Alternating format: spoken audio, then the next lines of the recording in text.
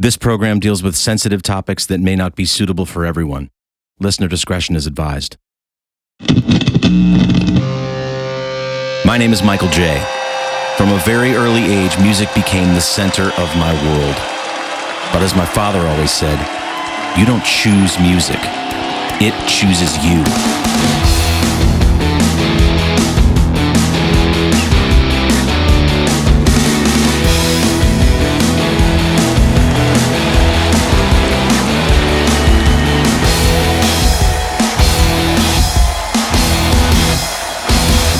This is Rock and Roll War Stories.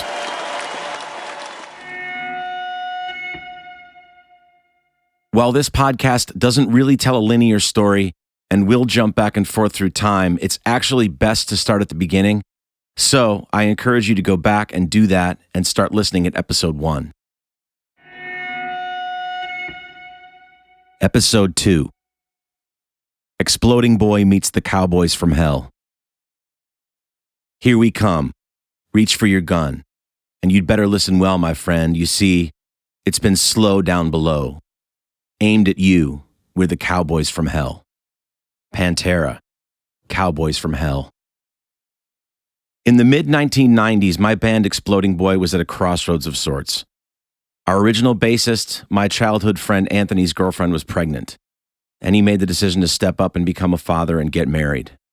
I won't smooth things over here by painting things with some kind of golden brush. It was a stressful time for all of us, especially Anthony. All three of us were barely in our mid-20s, and for Jason and I, this was a crisis for which neither of us had a playbook to refer to. We had recently recommitted to the band and were toying with the idea of either relocating or trying to find a national booking agency to put us on the road on more of a full-time or semi-full-time basis. I can't really speak for Anthony, but I assume that he felt like he wasn't given much of a choice in as far as his future with the band went. I know we didn't push him out per se, but I also know that we didn't exactly make him feel like he had much support moving forward. His future with the band that we had all started together when we were barely 16 years old was suddenly shrouded in doubt. I can't imagine the fear and uncertainty that he must have felt at the time. Not standing by him or supporting him at that time in our lives is still one of the things that I'm most ashamed of and still most regret to this day. I think Jason and I were so driven in our desire to make the band succeed that we unwittingly made our friendship and partnership with Anthony a casualty in our quest for success. Our relationship waned for a few years as Jason and I went our way on the road and Anthony went his into marriage and fatherhood. But I'm grateful that after some time had passed that we were able to reconcile. Not after a whole lot of groveling and taking responsibility for being total self-centered dicks, I might add. Once Anthony was no longer in the band, we still had various show commitments to honor, so we asked our friend Paul Akers, bassist for another local Rochester, New York-based band called Hard Rain that had since disbanded, to join us. Hard Rain were the only band in our local scene at that time to actually score a major label record deal in 1993 with EMI. The band was comprised of Paul, his brother John, drummer Eric Welch, and guitarist Rudy Valentino. They were by far the best and most accomplished band in town, and to this day you won't find a single musician or live music fan who was around at that time that would disagree. We all looked up to them and we would rarely miss a chance to go to their gigs when they performed in town. Their shows ended up being a veritable who's who of the local Rochester music scene at the time.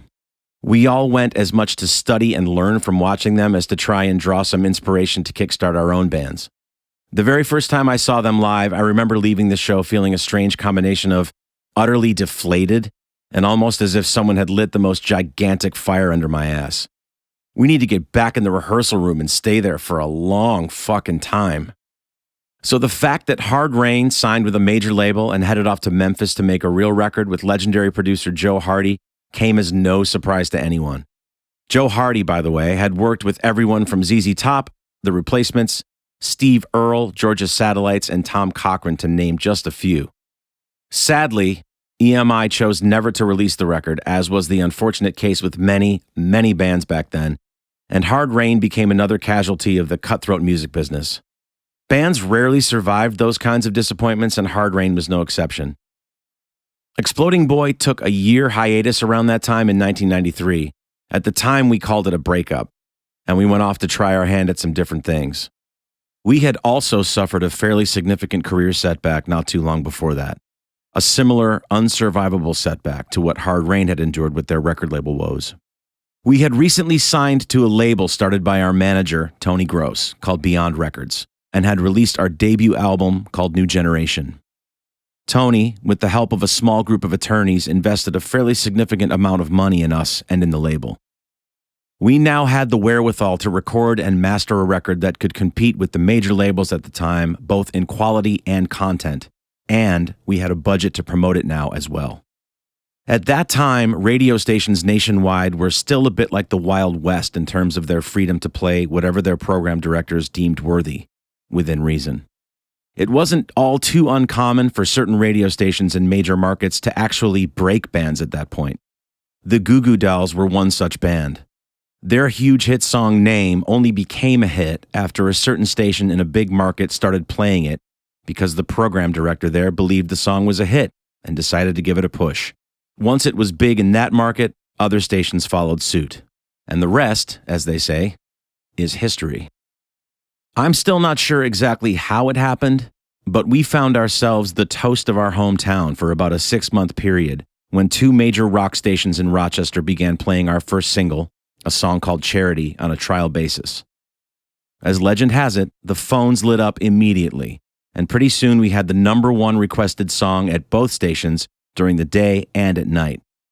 We were eventually moved into heavy rotation and saw our normal club draw of about 250 people skyrocket to nearly 2,500 each time we'd play. Lines around the block to get in. You couldn't listen to the radio back then without hearing our song at least once an hour, sandwiched between songs by the likes of Jimi Hendrix and the Gin Blossoms. We shot a fairly expensive music video for Charity, and a couple local television networks aired it and also got us on the local news. One of the big rock stations that was playing our song, called Rocket 95, happened to have a sister station located in Boston that was owned by the same people. They informed us that they were sending their program director to Rochester to come check the band out live and see about possibly pushing our song in Boston. We were so incredibly naive at the time. Not surprising. Anthony and I were only 19 and Jay was 20. We handled this newfound and rapid success in stride, but we thought, if it's a hit here, it's going to be a hit in Boston, and then it will be a hit everywhere else. This is it, boys. This is our break. But we could not have been more wrong.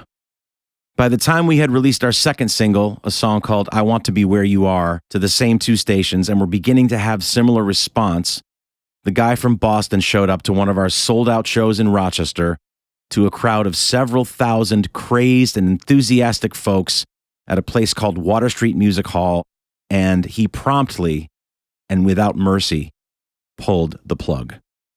He claimed our demographic was, and I quote, too young. This goes to show you how completely different the climate was back then.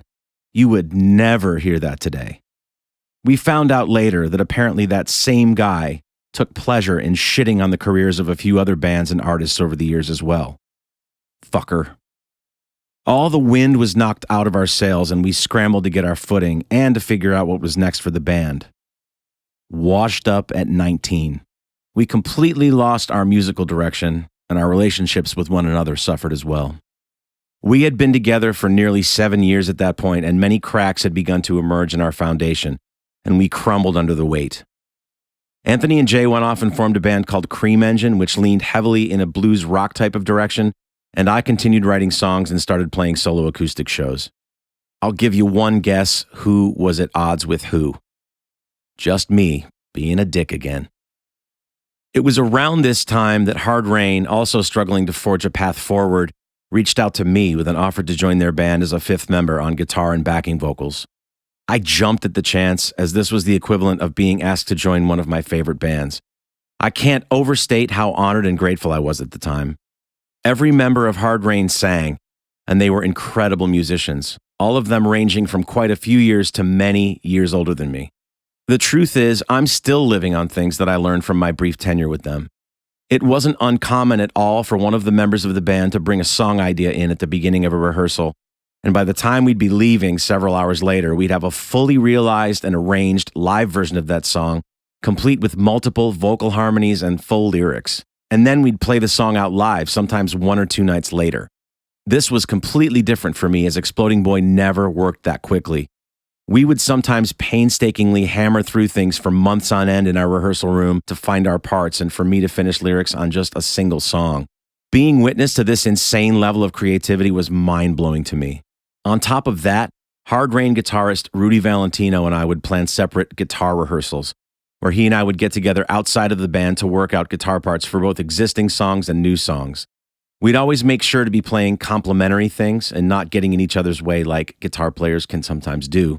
Unless we were doubling a heavy guitar riff to give it extra emphasis and power, our general rule of thumb was, if you're playing low parts, I'll play high parts, and vice versa. I was used to being the only guitarist in a 3-piece rock band, so this was a brand new thing for me, but I learned so much about arranging parts and playing only what was necessary for the song from Rudy. There was no room for showing off. The band and the songs came first. Musicianship was always important to a point, but only in so much as it served what each song needed. Sadly, I only lasted about 6 months in that band, as the pull to be a lead singer again and to rejoin Exploding Boy became too great a thing to ignore for me. And also, sadly, Hard Rain didn't really last that much longer after that either. Things for all of us had unfortunately run their course. So asking Paul from Hard Rain to be in Exploding Boy as our new bassist after Anthony's departure seemed kind of like a natural thing to us. After all, we were all close friends and we shared common musical interests, so he agreed right away.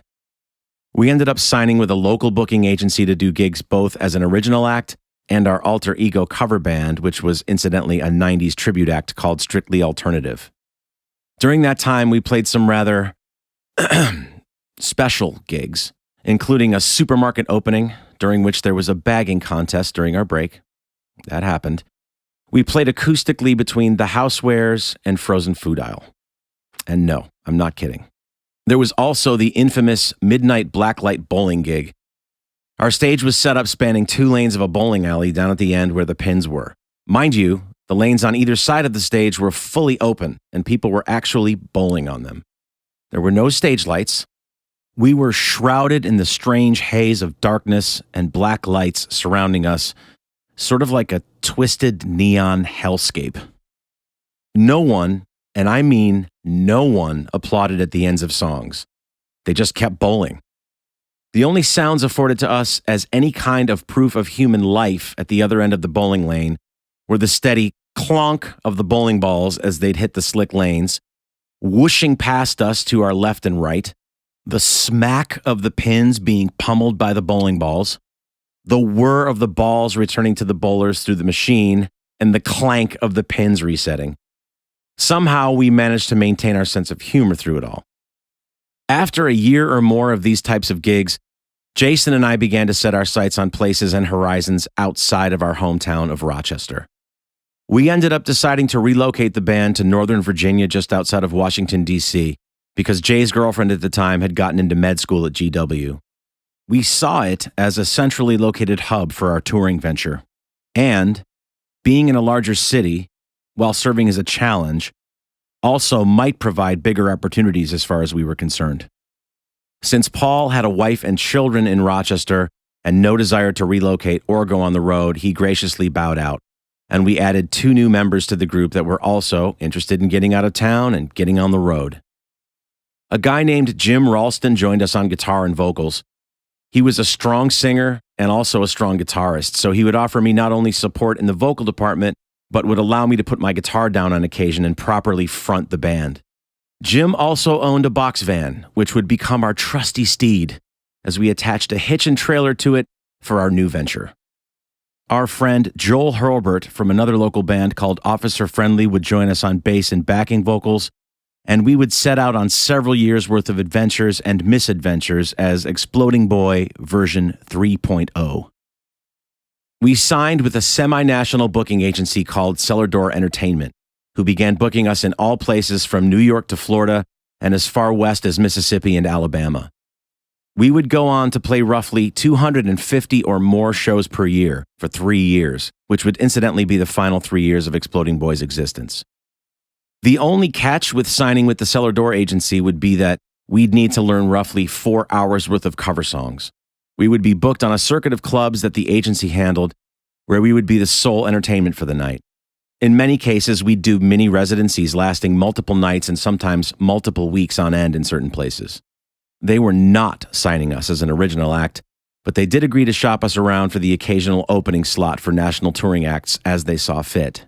As it turned out, we would only end up doing 2 of those types of shows in the course of 3 years.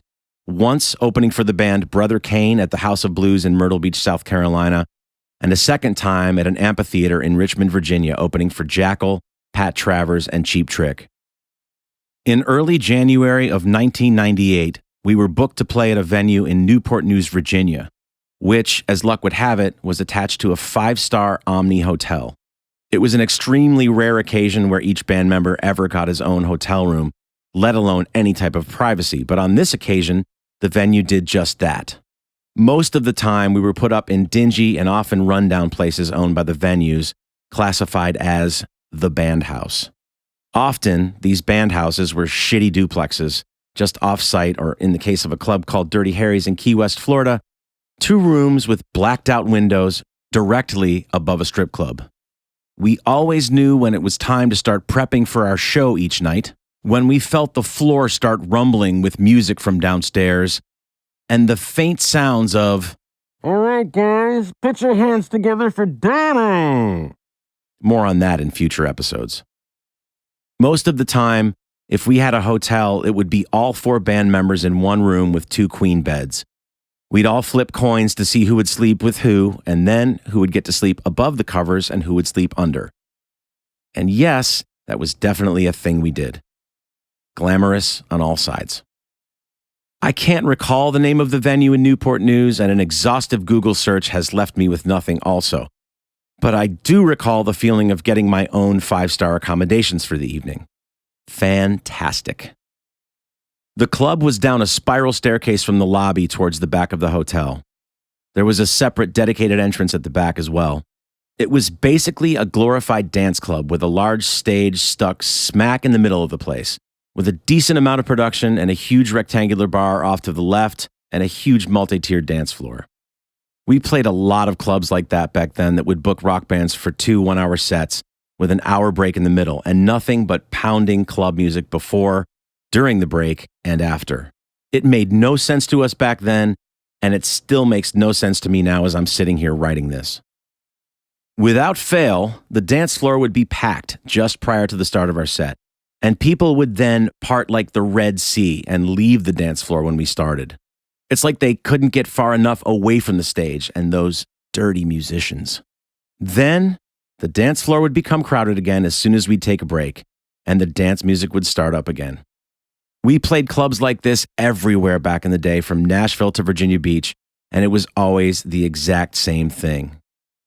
On this particular night during our first set, we took notice of a group of about 10 to 15 guys who looked like a cross between bikers and roadies for a rock band come in and occupy a pretty decent amount of real estate at the far end of the bar off to our right. Among the group was one guy with an unmistakable pink goatee and long black curly hair. We quickly realized that it was none other than guitarist for Arlington, Texas heavy metal legends Pantera, Dimebag Darrell, his brother, drummer Vinnie Paul, and what appeared to be members of their road crew. We soon found out that Pantera was performing the following night at Hampton Coliseum in Hampton, Virginia, with Anthrax. Note: Pantera was formed in 1981 by the Abbott brothers, guitarist Dimebag Darrell, and drummer Vinnie Paul. They are credited with developing and popularizing the groove metal subgenre and for being part of the second wave of the thrash metal scene from the late 1980s to the early to mid-1990s. Regarded as one of the most successful and influential bands in heavy metal history, Pantera sold around 20 million records worldwide and has received 4 Grammy nominations. Joel, our bassist, was a huge Pantera fan and wasted no time on our break making a beeline over and striking up a conversation with Dimebag and Vinnie and the rest of their crew. Once they had been chatting for a while, Joel called the rest of us over and introductions were made all around. I remember being instantly taken with just how nice all these guys were straight away. I don't think we'd even said so much as hello before they were lining up shots of Crown Royal and passing them around to all of us. It turns out they had caught most of our first set and were highly complimentary, telling us that they all really enjoyed what they'd heard so far and were looking forward to hearing more. Over the course of the next hour, we all had several more shots of Crown, and I'm not sure whether Joel asked Pantera if they wanted to get up and jam with us on our second set, or whether Pantera asked us if we wanted them to get up and jam with us, but the answer on all fronts was a resounding fuck yes. By this time, the club was in full swing, and a number of people who were clearly Pantera fans and friends began to show up as well. It's pretty well known that Pantera owned their own strip club in Texas, and by this time, more than a few women who looked like they might be strippers or exotic dancers or what's the proper term even? Anyway, some women had shown up, and they started taking shots of Crown, courtesy of Pantera, right along with us. We briefly discussed what we would play and decided on enough songs that would cover just about an hour. Tush by ZZ Top, fittingly enough, and Plush by Stone Temple Pilots were just a couple of them, and it basically turned into a rotating cast of players. I'd sing a song, one of Pantera's road crew would sing one, Jay would play drums, Vinnie would play drums, and so on. I owned a 1973 Gibson Les Paul Gold Top that I had out with me at that time. When Dimebag saw it, his eyes lit up and he said, "I want to play that." I had no problem with this. I was also using a custom-built 100-watt 3-channel guitar amp built by a guy named John Now in Rochester, New York, through a 4x12 Marshall cabinet. This also seemed to be to Dimebag's liking immediately. A guy who I think was his guitar tech looked at him and then looked at me and said, "Brother, if we fuck anything up tonight, I don't want you to worry. We've got you covered no matter what."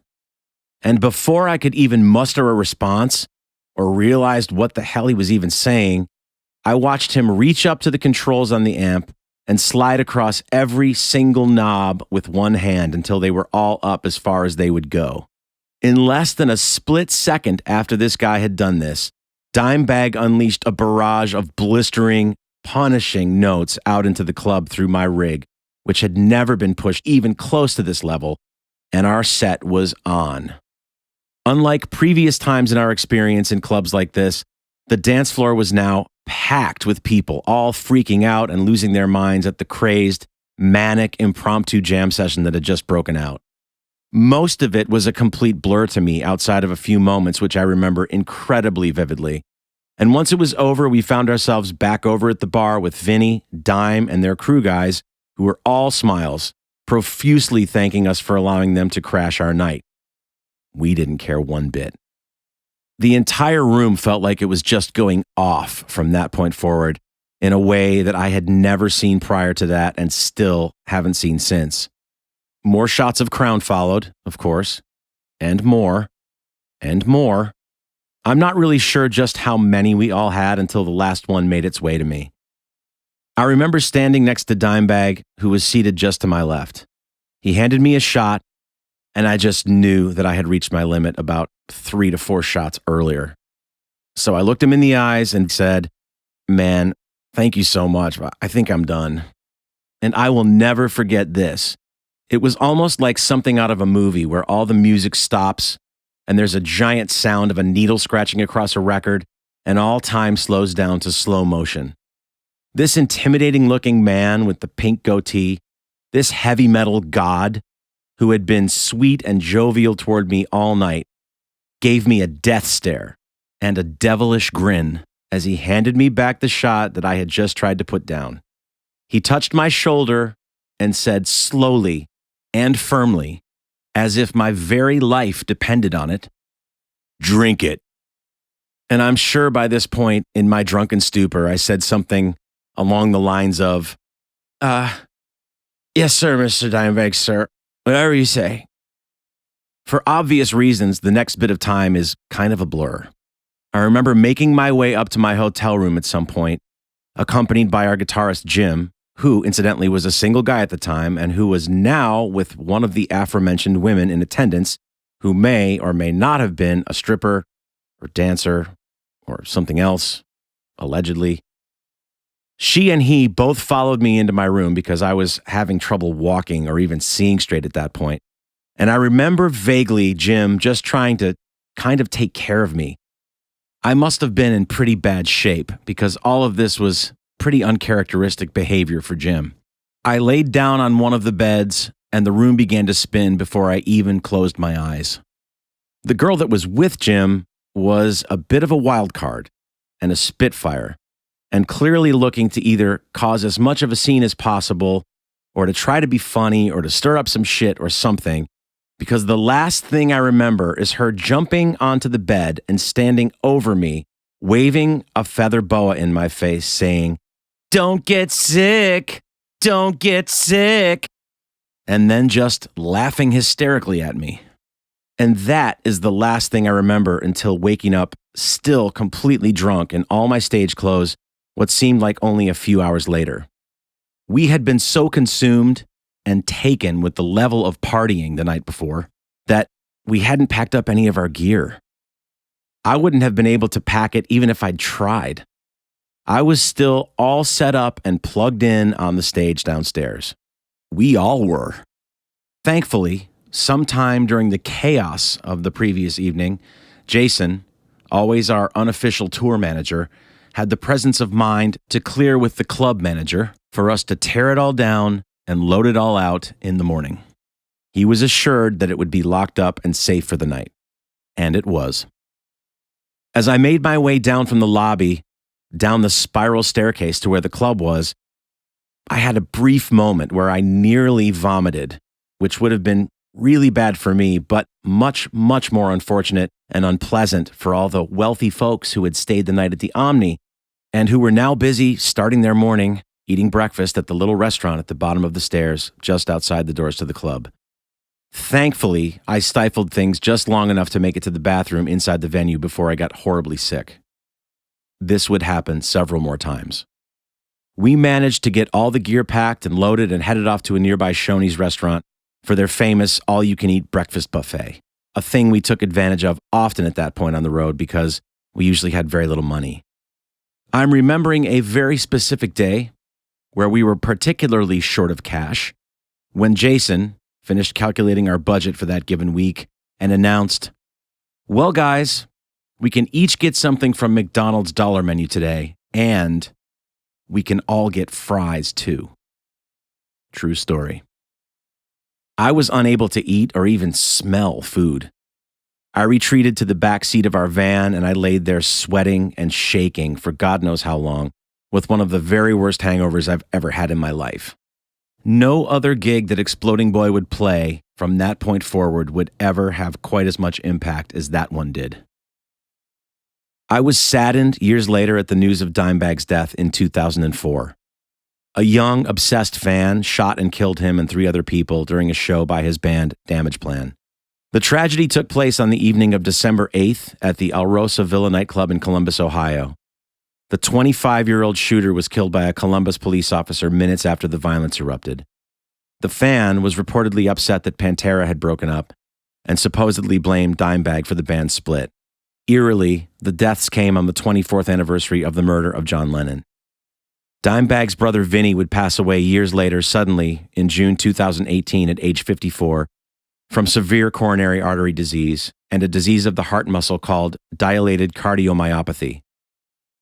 That night remains the most rock and roll experience of my entire life. Vinnie, Dime, and their whole crew were nothing but kind, sweet, complimentary, and really cool to us when they didn't have to be. I felt like they viewed us as peers. They didn't see us as any different or any lower than they were on the totem pole, and for that I will be forever grateful.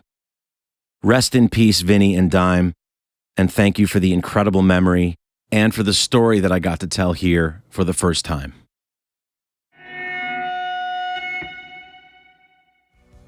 Rock and Roll War Stories was conceived, written, and read by me, Michael J. Follow me on Instagram and TikTok at Mr. Michael J, MisterMichaelJ. Join me next time for another installment, and thank you for listening.